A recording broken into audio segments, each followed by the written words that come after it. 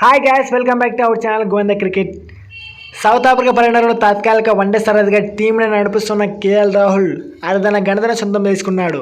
3 వన్డేల సిరీస్లో భాగంగా ఆదివారం సౌత్ ఆఫ్రికాతో జరిగిన మ్యాచ్లో టీమిండియా 8 వికెట్ల తేడాతో గెలుపొందింది. అయితే ఈ విజయం ద్వారా కేఎల్ రాహుల్ నయా చరిత్రను లెక్కించాడు. సౌత్ ఆఫ్రికాలో పింక్ వన్డే గెలిచిన తొలి భారత కెప్టెన్గా చరిత్రకెక్కాడు. గతంలో ఏ భారత కెప్టెన్ కూడా సౌత్ ఆఫ్రికాలో పింక్ వన్డే గెలవలేదు.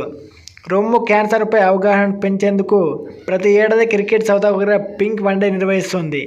ఈ మ్యాచ్లో సౌత్ ఆఫ్రికా ఆటగాళ్లంతా పింక్ జెర్సీ ధరించి బరిలోకి దిగుతారు.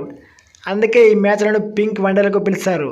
ఈ మ్యాచ్ ద్వారా వచ్చిన ఆదాయంలోని కొంత భాగాన్ని రొమ్ము క్యాన్సర్ బాధితుల కోసం క్రికెట్ సౌత్ ఆఫ్రికా ఖర్చు చేస్తుంది. 2013 నుంచి ఈ చారిటీ మ్యాచ్ సౌత్ ఆఫ్రికా నిర్వహిస్తుంది. ఇప్పటి వరకు 12 పింక్ వన్డేలు జరగగా సౌత్ ఆఫ్రికా 9 మ్యాచ్లు గెలుపొందింది.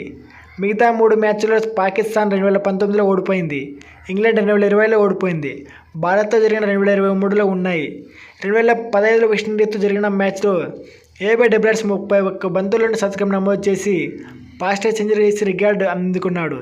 ఈ మ్యాచ్లో ముందుగా బ్యాటింగ్ చేసిన సౌత్ ఆఫ్రికా 116 పరుగులు కుప్పకూలింది.